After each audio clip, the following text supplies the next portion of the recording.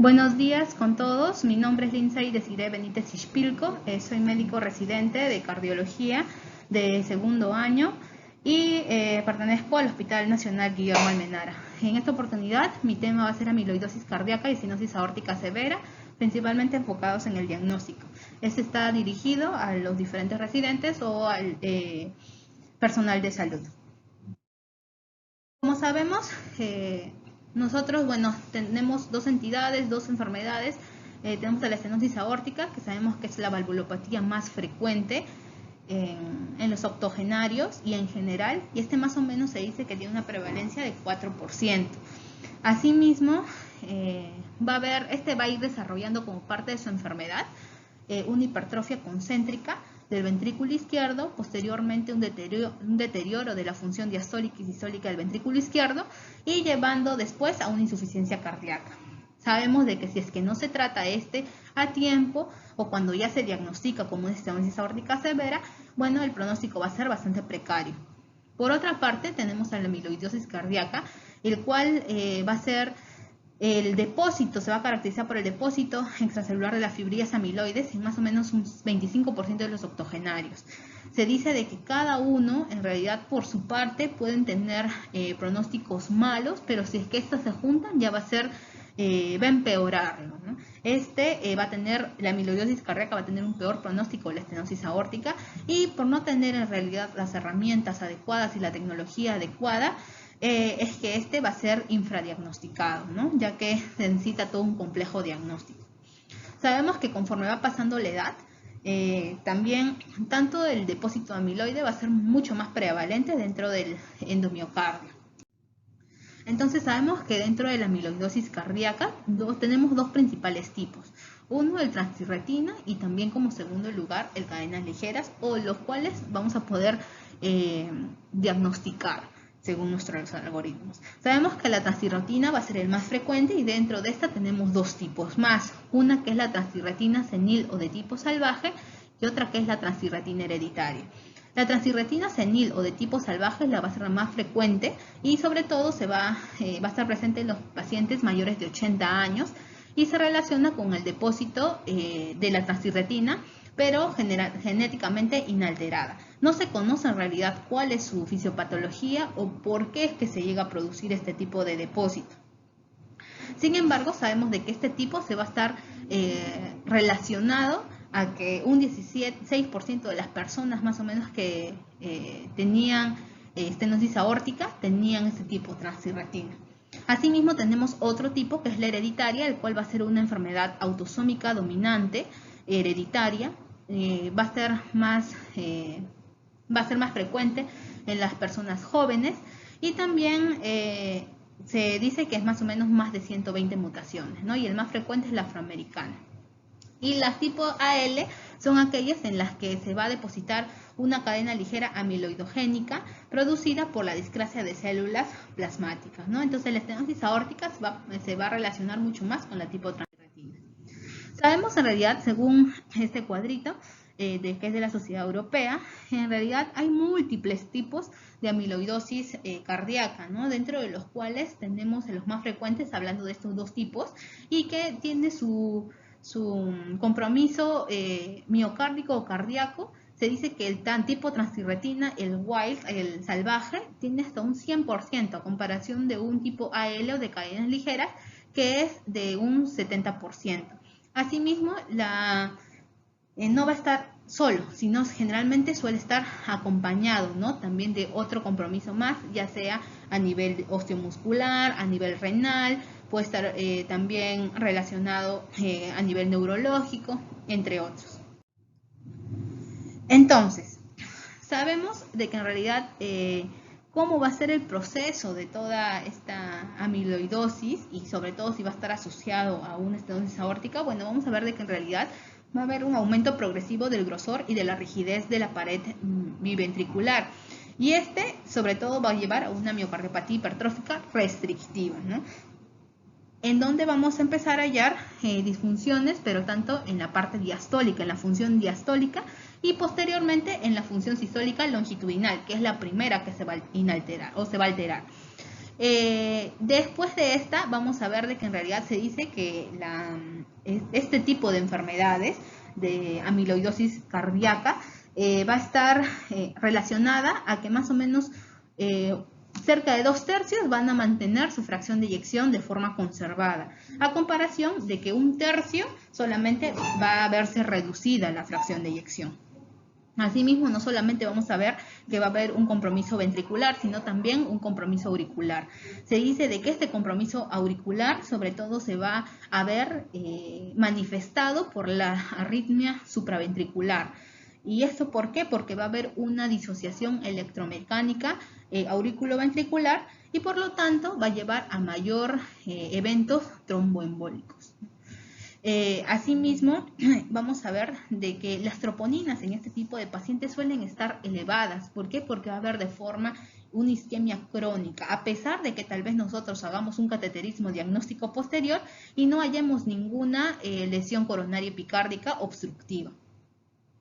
Asimismo, vamos a ver de que los pacientes, como ya lo habíamos planteado antes, van a tener alteración en la conducción cardíaca, ¿no? Entonces, por lo tanto, este se va a manifestar sobre todo en las primeras etapas de la enfermedad. Vamos a tener bloqueos a veces de primer grado, de segundo grado. Y otra característica importante también en los pacientes con amiloidosis cardíacas es el derrame pericárdico. Como vemos, en realidad, la mayoría de estas características también van a ser compartidas como en la estenosis aórtica, ¿no? Por eso es que en realidad en este tipo de pacientes con estenosis o con una valvulopatía tenemos que descartar si de verdad se está tratando de una enfermedad infiltrativa, la que también estuviera existiendo a la vez en el paciente. Pero nosotros, ¿cómo vamos a poder realizar un adecuado cribado y diagnóstico de estas enfermedades? Bueno, pues se dice de que en realidad nuestro diagnóstico va a estar dado mediante red flags. ¿Qué son las red flags? Con banderas rojas, las cuales nos van a poner en alerta para poder empezar a hacer un adecuado diagnóstico del paciente. Por ejemplo, tenemos red flag clínicas, más o menos el 65% de los pacientes, los pacientes con más de 65 años, que sean de sexo masculino o que tengan algún síndrome de túnel del carpo. En ellos yo probablemente esté más alerta en poder tener un diagnóstico más cercano, ¿no?, de esta miocardiopatía restrictiva. También, si es que nosotros vemos que el miocardio es bastante grueso, pero a la hora que le hacemos el EKG, ahí se observan complejos de bajo voltaje, también tengo que estar alerta. Si es que, por ejemplo, hay una elevación crónica de las troponinas que no llegan a ser tan elevadas como para decir que sea un evento coronario agudo, también podría estar sospechando, ¿no? Asimismo, si es que, así como hay banderas clínicas o electrocardiográficas, también tenemos de ecocardio, ¿no? Si es que vemos una hipertrofia biventricular, por ejemplo, una hipertrofia del ventrículo derecho más de 5 milímetros, una hipertrofia del ventrículo izquierdo mayor a 13, 12 milímetros, que el strain esté alterado, que tengamos un patrón diastólico restrictivo o que también hay una preservación de la función, pero solo a nivel apical, también yo tendría que estar más alerta. Si es que de por sí nosotros ya vemos de que hay este tipo de banderas rojas, entonces yo ya voy a mi siguiente nivel para confirmar la amiloidosis cardíaca. ¿Cómo la vamos a confirmar? Mediante ya sea un examen de biopsia, o también puede ser un examen no invasivo, ¿no?, mediante una resonancia o mediante el hallazgo de cadenas ligeras dentro de la orina o del plasma. Y dentro de estas, ya bueno, vamos a tomar, una vez diagnosticadas, vamos a tomar el manejo correspondiente, ¿no? Asimismo, si es que nosotros estamos ante una estenosis aórtica severa, vamos a ver de que en realidad, entonces vamos a ver de que la estenosis aórtica también va a tener un algoritmo, ¿no? Si es que, por ejemplo, encontramos a pacientes que tuvieran el hallazgo de una estenosis aórtica, pero mediante el ecocardio, pues vamos a tener que constatar esta o confirmar la severidad de esta mediante un score de calcio, ¿no? Si es que es más de 2000 en los pacientes varones o más de 1200 en las pacientes mujeres, bueno, probablemente va a haber una mayor probabilidad de que sea una estenosis aórtica severa, ¿no? Y de acuerdo a esto, tiene que ser evaluado por un heart team, de acuerdo a todos los factores que haya, y si a esta se asocia probablemente a una amiloidosis cardíaca, pues se tiene que tomar la decisión de forma personalizada, ¿no? Yendo tal vez a un recambio valvular aórtico quirúrgico o a un percutáneo. Entonces, esto más que todo para poder enfatizar, porque creo que eso es lo más importante, en realidad ver y cómo nosotros detectar este tipo de patologías, ya que de esta forma vamos a ponernos alerta, ¿no? Y poderlo derivar a un sitio que tenga el nivel adecuado para hacer el diagnóstico ya concreto. Entonces, vemos de que en realidad tenemos a los pacientes mayores de 65 años, que fueran varones, que también sean de origen africano, que tengan clínica, pero sobre todo de falla cardíaca, derecha, o que tuvieran una falla cardíaca con fracción de eyección normal, ¿no? Que hemos dicho que es la mayoría de estos pacientes. Otra cosa es que tuvieran también otras comorbilidades, no solamente la parte cardiológica, ¿no? Si por ejemplo tenemos sordera, que tuviera una estenosis lumbar, espinal, o que tuviera un túnel del carpo, o también ruptura del bíceps, del tendón del bíceps, también podría yo estar mucho más atenta, ¿no? Igualmente el electrocardiograma, si veo de que en realidad el paciente según la ecografía es hipertrófico, pero eso no se demuestra en nuestro electro, también. Si es que el paciente también tiene en el análisis de laboratorio tuviera una elevación crónica de las troponinas, o que no hay una correlación también entre la falla cardíaca del paciente con el valor del ProBNP.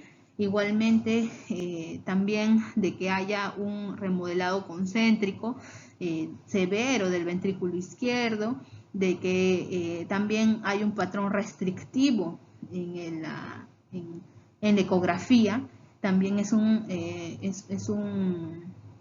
una forma de que cómo nosotros podríamos captar, ¿no? A este tipo de